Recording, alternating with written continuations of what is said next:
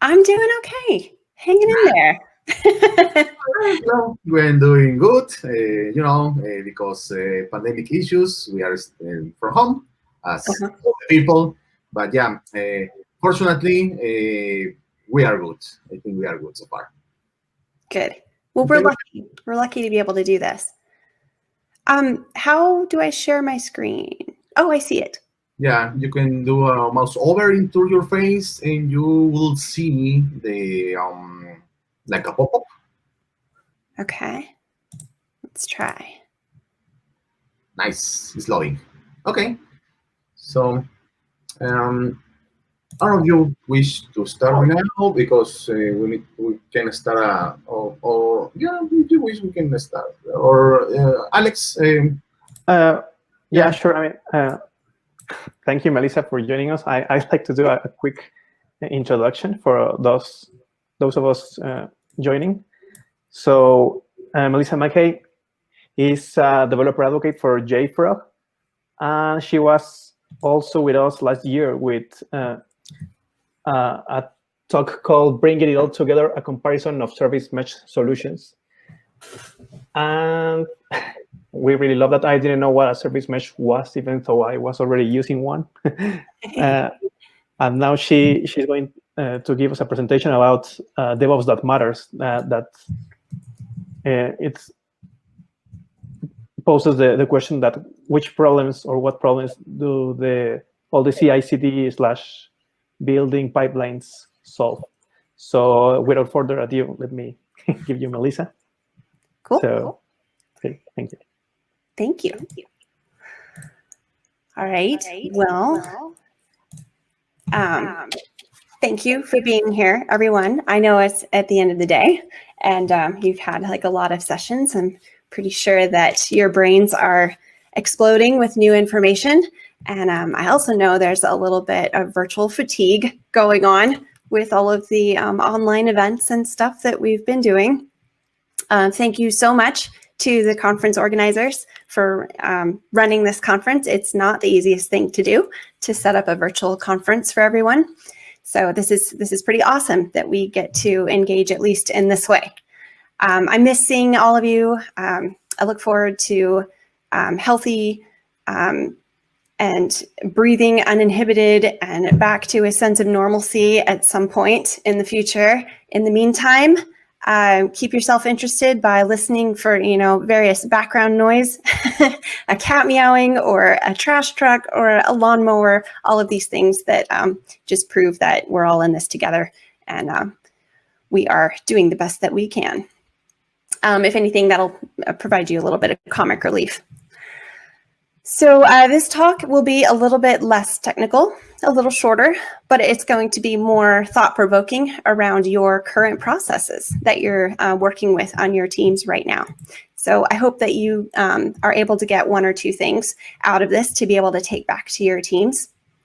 That said, just a little bit more about my background. I am a developer at heart, at soul. I have been for the last 20 years.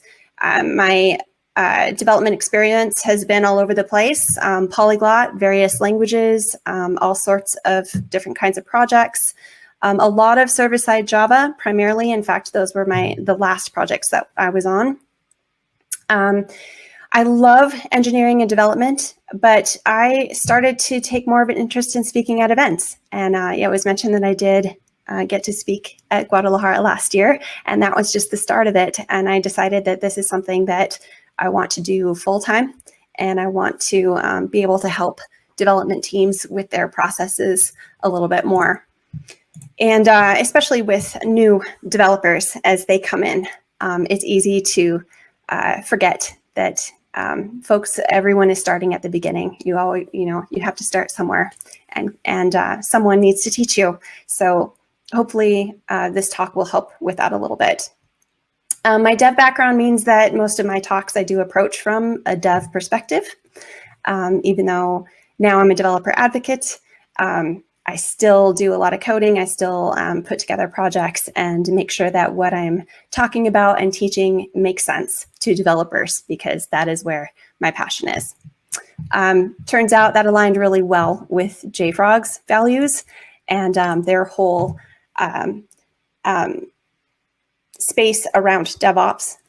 It just made a lot of sense for me to join JFrog. So I've been with them for about 6 months now. This picture is from Edinburgh, Scotland. Remember when we all actually went places and traveled? And that is actually from a unconference that I attended. It was JElba, and I'm now part of that unconference team. Unconferences were how I got my start speaking. So if you ever wanted to reach out to me, DM me on Twitter or whatever, I can certainly tell you, how that happened for me. The most incredible thing is getting into groups of smaller people, and I had the privilege of meeting a lot of full-time speakers and realizing that they're just people. They're people like us, and they're trying to solve problems. And if you're interested in doing that, it's not an impossible thing for you to do. All right. So let's jump right in. I'm actually going to give you resources near the beginning of the talk instead of the end, because we need to define what DevOps is anyway. If this is a new term for you, if this is something that your team is considering, bringing in these concepts and working with on your team, you need to know what is. There's a lot of hype around it. This is nothing magical. These are two words that have been pushed together, and it's development and operations, and it comes together as DevOps. The most popular terms you're going to hear is CICD, and most people, when they're first coming in to this space, they don't know what that is. And it stands for continuous integration and continuous deployment, or continuous development as well. Those are two slightly different terms. Kat Cosgrove, who is another developer advocate at JFrog, she wrote this really cool blog. It's a beginner's blog on what CI/CD is. It's part 2 of a little DevOps 101 series that she wrote. I included that here just because I'm not going to assume that anyone knows what that is, how it works. Again, it's nothing magical. These are just terms that have been assigned to specific types of processes that we use to move our code from development to production. So take a minute and read her blog.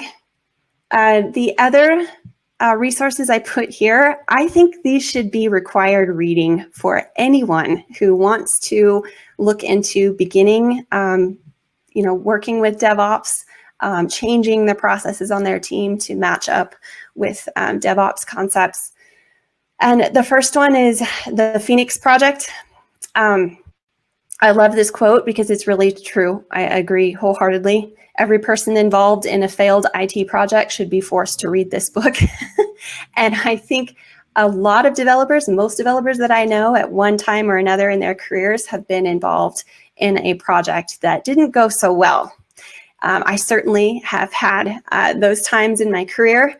And when you look back and read, these books, I remember having a ton of aha moments thinking, wow, that is exactly what happened to us. These are exactly the same problems. How did I not, get access or get exposure to this book before? I had no idea that so many other people were experiencing the same problems. It's actually been a few years since I read these, so it's time to reread them. The Phoenix Project is from the perspective of executives, really taking a big picture and figuring out, what happened with this particular IT project.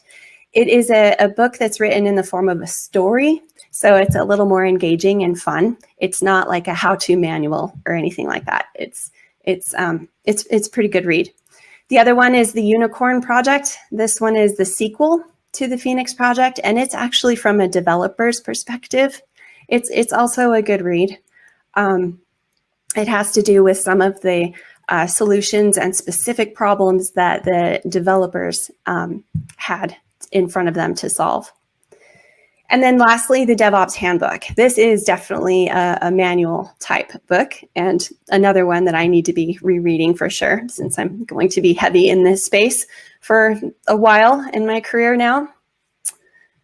You can find those on Amazon, easy finds. They're pretty popular. In fact, you'll find if you look at one of them, it's going to tell you to buy the other two as well.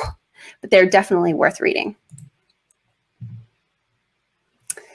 Recently at a conference, I was in an Ask Me Anything session with a couple of my peers, and it was a really interesting session. One of the questions that was asked is, why should a developer care about DevOps? And this one, we all had a lot to say. We could have talked a long time about this. I was not always on a DevOps team. For most of my career, I was just, I was in a developer. I was safe in either my little cube or with my small team. And we just focused on writing code and adding features, fixing bugs, that kind of stuff. I was fortunate to be involved in like agile teams. So I did get the experience of, planning, working in shorter periods of time, making commitments that are over shorter periods of time, so that we had the ability to switch gears, for example, and start working on a different feature, or deal with, a bug in production that needs to be fixed sooner rather than later. So, none of our processes already included that, short time period. Usually it was 2 weeks. Occasionally we would have 4 weeks of coding time. And during that time, we would make sure that we'd get all of our code written, and then we would go through testing phase, and then it would be ready. Like at the end of that sprint or period of time, we would have code that could be released if needed. That was a pretty nice experience for me. It was definitely at the beginning of my career. But unfortunately, I also had times later in my career where we still had these agile processes that worked for us, but I was not involved at all in the deployment or the operation of the product once it hit production. I had no idea what it was being installed on. I had no idea how operations was wrapping our project to get it running. In some cases, operations was actually containerizing our service. I didn't even know that was happening. All of a sudden, I had to start caring. I was now on a DevOps team, and it became immediately apparent that the developers were no longer going to be able to hide in their space where all their concern was just code. How to write the code, how to write the feature. We now had to consider all of the things like memory, other resource requirements. We had to be concerned with whether our services required any network changes. I've been in situations where, for example, we would add a new API and we need access to this new API, and we would have to put in requests to make sure that networking was aware, so that they would open up the correct ports and allow the traffic through, that kind of stuff. This was all new to me. I had never been, I never really cared before, but it matters. It matters because if I'm focused on my code alone and all I care about is, whether my loop is performing correctly, I've missed all of the important aspects of running that service in production. And a lot of those focus around reliability, scalability, whether it's behaving efficient, whether the user is actually having a good experience when they're using this service. For example, if you have a web service, if you have queries in there that, they pass all the tests, but they're really slow and a user gets frustrated, those are things that developers need to know and understand while they're writing the code, before that code gets out into production. So we're going to, I've pretty much defined DevOps a little bit. I'm going to describe some of the components, and I'm also going to talk to you a little bit about your IT value stream, which was a little bit of a different concept. And then I'm going to give you some more real life stories and suggestions.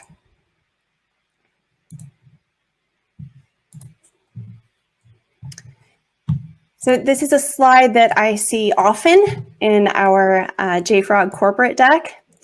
It is a detailed step-by-step of the software development lifecycle. And as you can see, step one begins with the developer. I like this. It's really busy, but I like it because it does a good job of highlighting just how overwhelming DevOps can be when you're presented with all of this stuff that's on the market. This space is huge, and it's easy to get lost in the mix. There are all of these different products that are thrown in here that help you with various things. For example, where do you get your dependencies from? How do you keep everything secure? How do you automate any of these processes? How do you automate deployment, for example? How do you run any of your testing or your QA steps? How do you build everything, test everything, deploy everything? It's pretty incredible. And all of these tools are meant to help in different ways. They all have their different pros and cons. And what I really want to focus on in this talk is not specific tools, but the actual problems that they are trying to solve for you.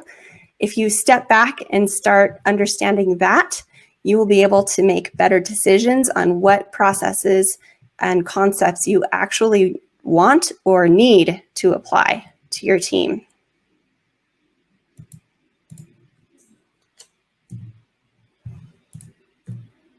So that slide can be broken down into a little bit simpler diagram here. These are the main components of DevOps.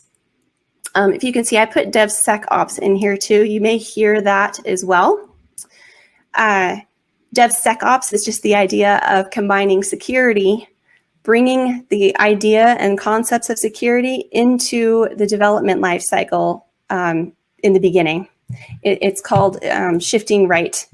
And this just basically means that no longer is your security going to be something that you only deal with after everything's written and ready for production. And then you go over it with a security comb. That's not the best way to do things. Things get missed. It's harder to make changes later if necessary. So it's best to catch a lot of these security concerns earlier in the process. So that's where the DevSecOps comes in. So these components, the source code repository. I don't know of teams that aren't using source code, version control. I've been lucky enough to not work on any teams that weren't using version control. All kinds. My favorite today, of course, is Git. It's just, I like how it works. I like how easy it is to implement the processes there. But I've also had experience with, SVN and various other repositories for source code. This is your single source of truth. It's how you coordinate among groups of developers so that you're not constantly stepping on each other or passing code around where you might, get off a version or, basically have code that is scattered all over the place. The continuous integration piece, this is one of those terms that sounds bigger than what it is. It's actually just this process of every change that is made to the code base.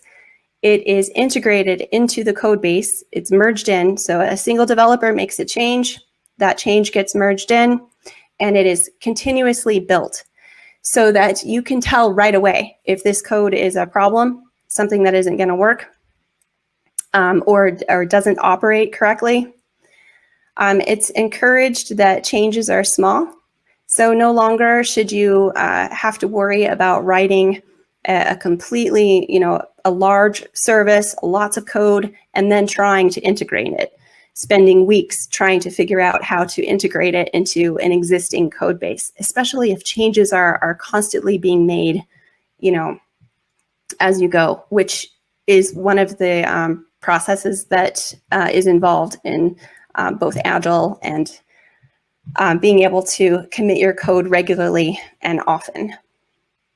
The package manager piece, this is basically keeping track of everything that is involved in building and running your service.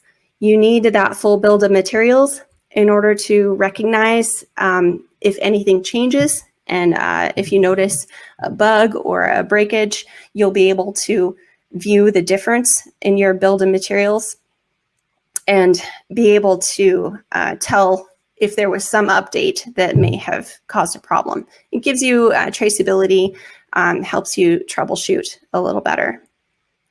A security scanner, this is something that relatively new, like I said, with the whole DevSecOps space. This is the idea of scanning your packages prior to them going out into production. There are integrations that are pretty cool now, and there's several of them. Of course, I'll tell you a little bit about one that that JFrog has. It's called X-Ray, and it actually has the capability of, there's an integration with your IDE. So as a developer, for example, if you're building your Java project and you add a new dependency, a new Maven dependency, for example,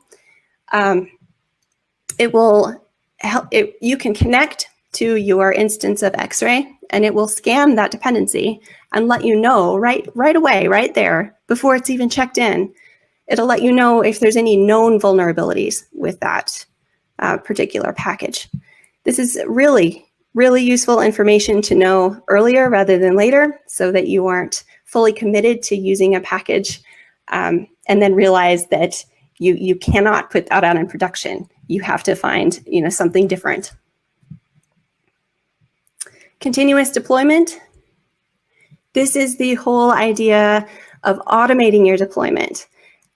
For each change that goes into your software, it gets built, then it gets deployed. And it gets deployed to either a test environment, QA environments, any other environments that you need, and of course your production environment. Continuous deployment, there's a lot of opinions around whether or not certain projects that this is applicable to be able to continuously deploy to production. For example, you might have some stages that you need to go through prior to promoting a new build all the way to production. So this isn't necessarily the idea of constantly deploying to production. It's really, the focus is around, if you wanted to, you could. Making it simple, automating it so that it's reliable and it's the same process every time. So all of these components, there are practices around each of these components that can really help you further your goals.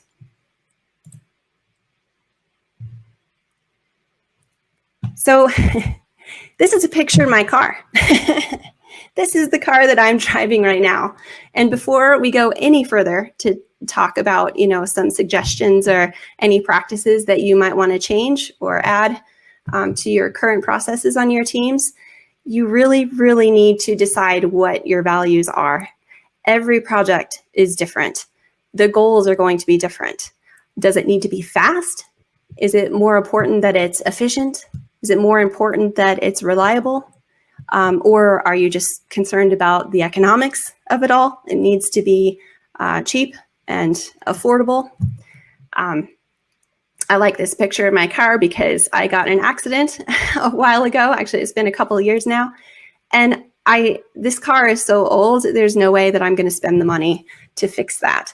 So I went on Amazon and I bought a magnetic Band-Aid, and that's what I use. It's the final stage of acceptance. I'm not spending the money to fix that. Lots of software projects are like that have Band-Aids like this. It's just not feasible to put a fix in sometimes. I want to explain more about what I mean about deciding what your values are. I'm sure anyone that has been in development long enough, you've seen code like this, you've seen some kind of log statement like this. And usually I see them when it's apparent a developer is trying to trace their path through specific code. And I see this one, it's pretty common, where all it does is just log, I was here.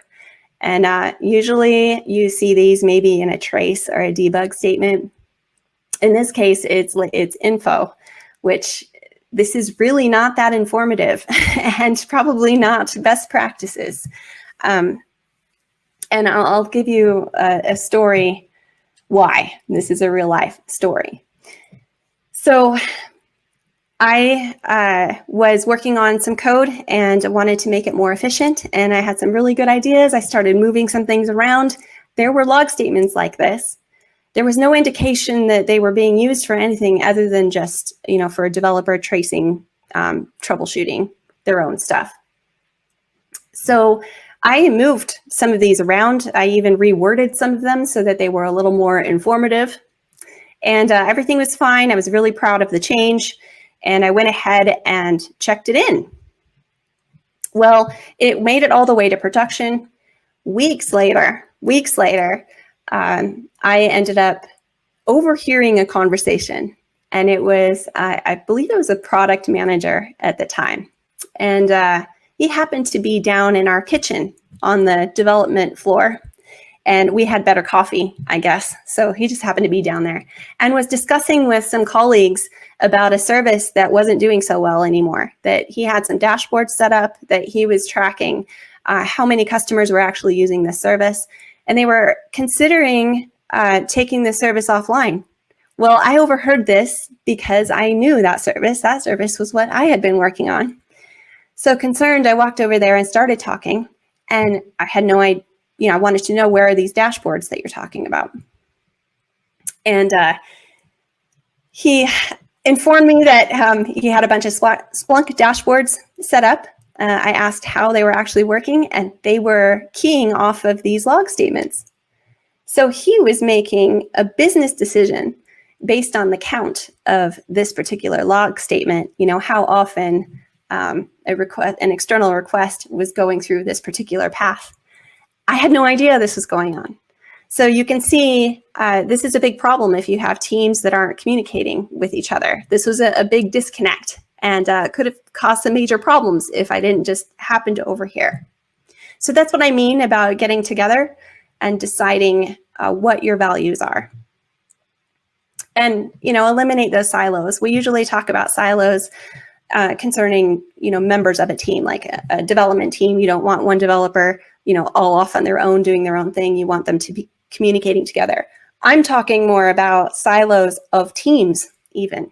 You need the bigger picture. You need to understand, what does marketing care about? What does sales care about? What are the business measurements that are being taken? If you have everyone that is getting pulled in different directions, you've got your security team only caring about security, your devs only caring about the code, your ops only caring about performance, you're going to get everyone pulling in different directions. So there needs to be some agreement on what you're actually working toward and what your goals are. Much like the story that I just told about my log statement. We could have some, and we fixed that. We put a better log statement in there that, clearly indicated that this was being used for business decisions.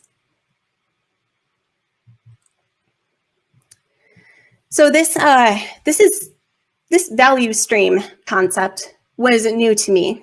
And the whole idea here, there's a lot of focus on your final product, what's sitting out there in production, whether it's running, whether it's reliable, that kind of stuff. But what this is about your whole process of getting there. And the concept is that the software development lifecycle itself is a product. And you really should step through each of these steps. This is a very familiar diagram here, the infinity of your development lifecycle. Step through each of these and figure out where it is that you can make improvements. Where are you being wasteful? What is slowing everyone down?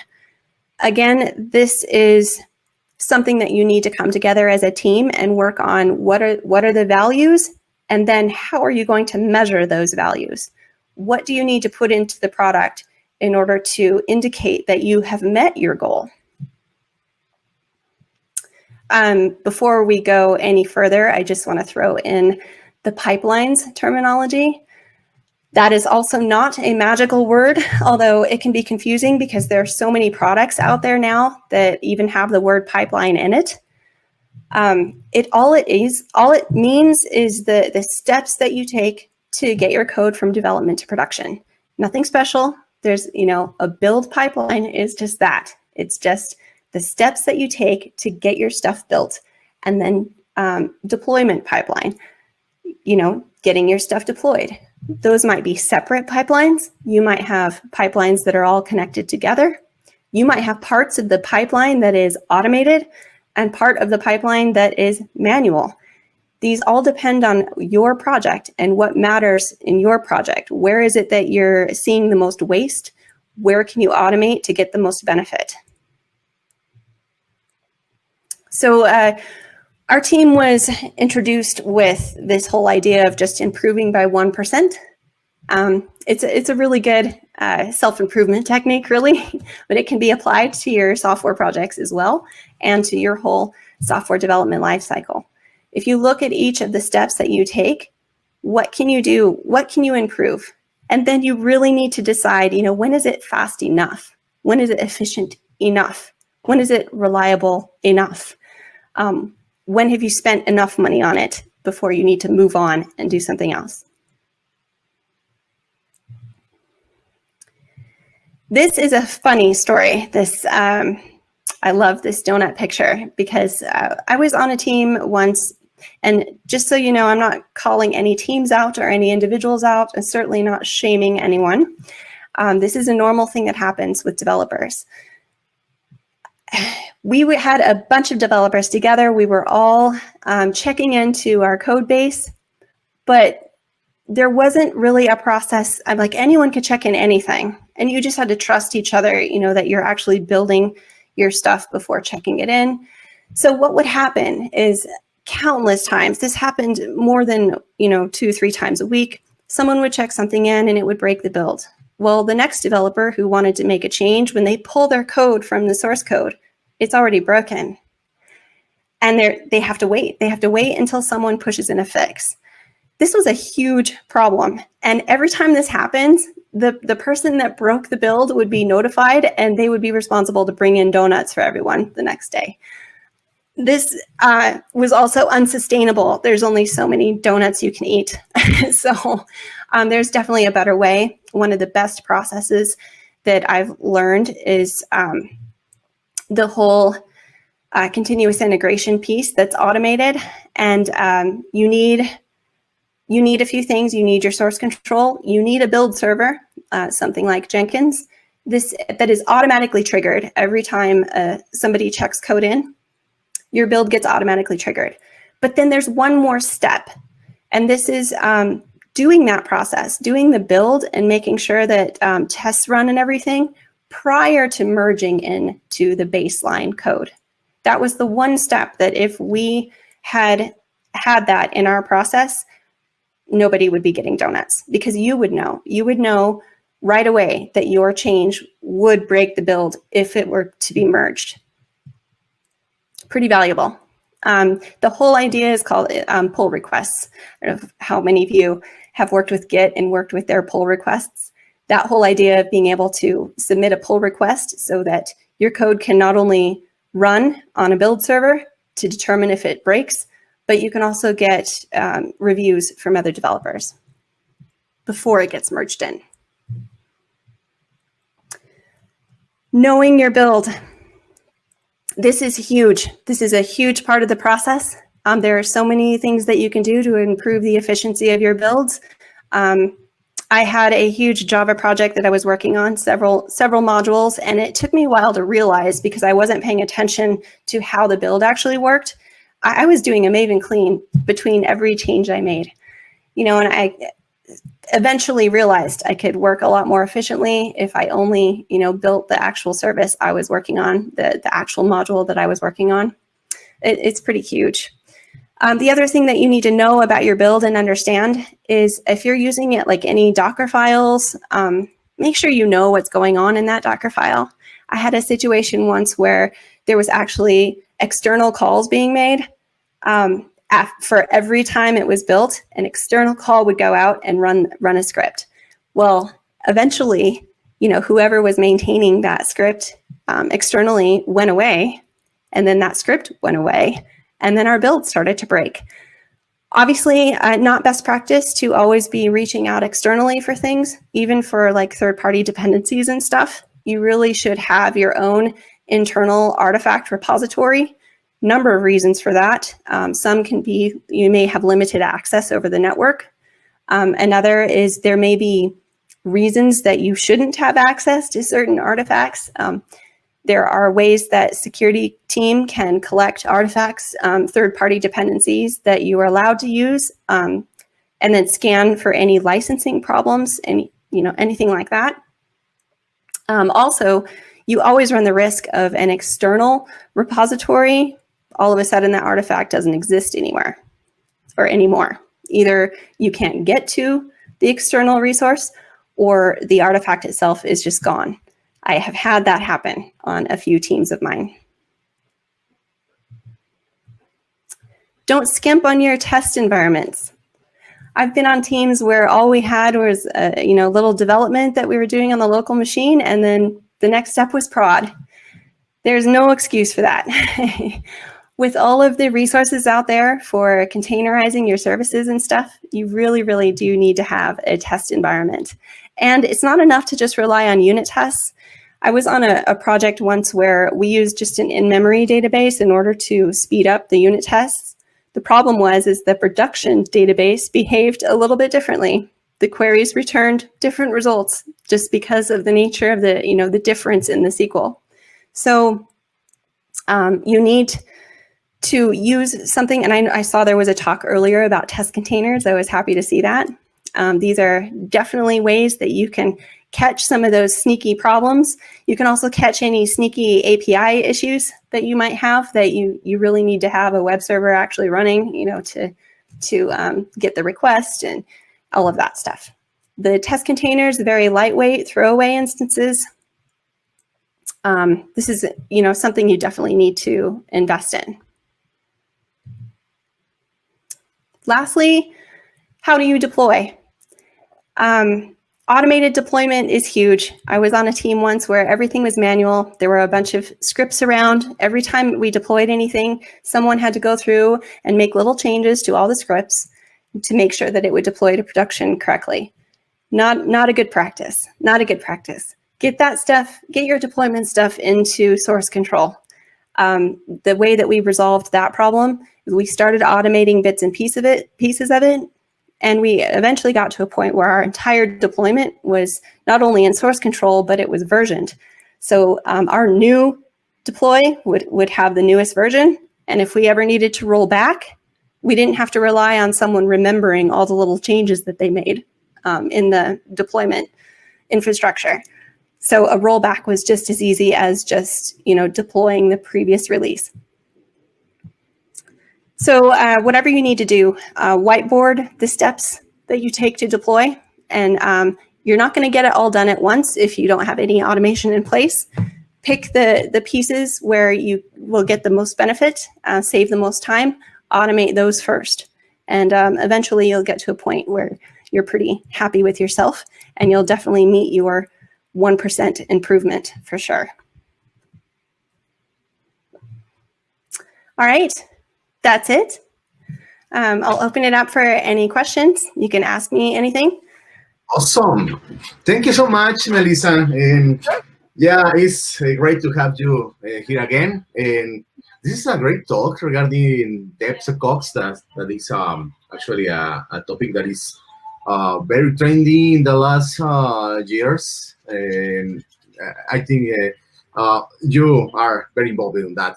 I can see here a question from Roberto Portilla. Roberto Portilla is also part of the community here in Guadalajara. It's hello, Roberto. Thank you to be here to join us today. And well, he is asking this question: what are the acceptable percentage of coverage test assertiveness and static code analysis results to consider a build as a valid for deployment. I don't know if you can see, Melissa, the question in the ask question at the bottom of the screen, but if you wish, I can post it again as well into can you see? Yes, I do. I do awesome, see it. awesome. Yeah, if you want to read the question. Yeah. So this is a hard question to answer. Every project is different. And what I see most of the time is start out with a low baseline and look for improvements to that baseline over time. And really what it's going to come down to is if you've had any problems, like you've released a product and you notice that there are a lot more bugs than you wanted, all of that kind of stuff, then is the time you need, go back to these, look at these metrics and see if you need to up any of these. Some, like code coverage, I mean, you can really go overboard on some of this. You could have everything covered, but at the end result is the business reason or whatever or function just isn't correct. Just because you have code coverage doesn't mean that it's actually meeting the business requirements. So that goes back to really having a good list of understanding what the real value of your product is and what you're trying to get out of it. I will say 100% is, it's not gonna, there's a point where you're not gonna get any more value from that. So I would never start with wanting 100% of any of these. Does that make sense? Okay. Yeah. Sorry, I wasn't mute. Yeah, but I was thinking that 100% for coverage is topic. Yes, okay. Yeah, it's not possible. Yeah. It's hard. Actually, if you have a 9%, it's also hard, but it depends. As you said, it depends on the project. Yes. Structure of the project is very good. There is from scratch, and you are doing a great design from architecture, from different classes, interfaces. Probably you can get the 90%, but yeah, it's hard. Yeah, it depends. This brings up a whole nother concept too. This idea, like if you have your processes in line and it's easy for you to make a change and it goes through your pipeline and you have code that you can deploy, I would spend more time on making that process solid, because no matter what you do, you're going to deploy something at some point in time that has a bug that needs fixed, and you are much better off fixing it rather than preventing it. Spending all of this time and effort to try to prevent every bug from getting out there, you're much better off being able to update and fix it fast. Okay. Well, other question, I think it's also from Roberto, is regarding, okay.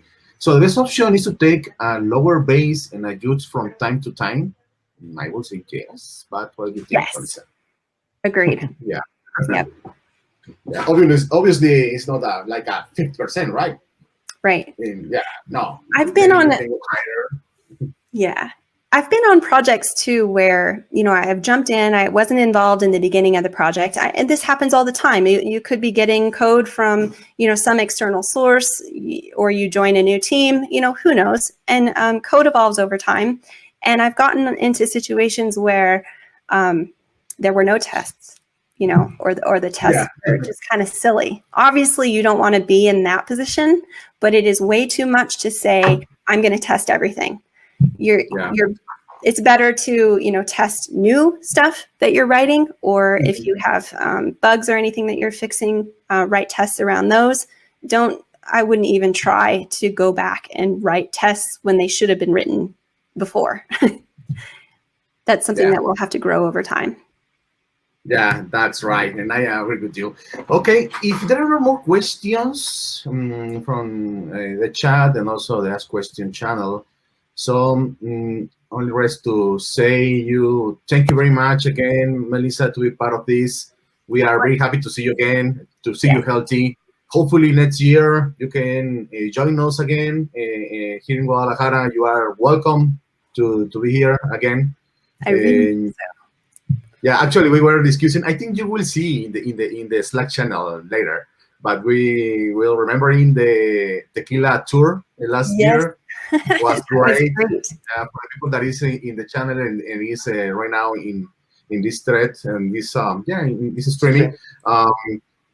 Last year we take all the speakers to a tequila tour and was very great. We drink a lot of tequila. We eat a lot of carne asada and tacos. It was awesome. And yeah, we had a great time with our speakers, and that is the reason to have them here again. Actually, we repeat some speakers from the last year because their schedule permit us to invite them again into JConf. Right now, JConf Mexico, and yeah, it was great. And again, the invitation is open to join us again the next year. And thank you so much, Melissa. Thank you. I don't know if you have something to close, or we can move it to the Java core thread because we will do the closing. The closure. All right. Okay. Thank you so much, Melissa. For the people that is still here, please go to the Java core, the first channel, the first streaming channel. We will be doing closing from the event. And well, I don't know if you have something to add, Alex. Thank you so much, Alex, to be here. We can switch thank you for giving me the chance, and thanks, Melissa, for this great presentation. I guess this is it. Awesome. Let's go, people, to the Java core channel, and let's have some closing words and some surprises for you that is still here. Goodbye, Melissa. Bye. Bye.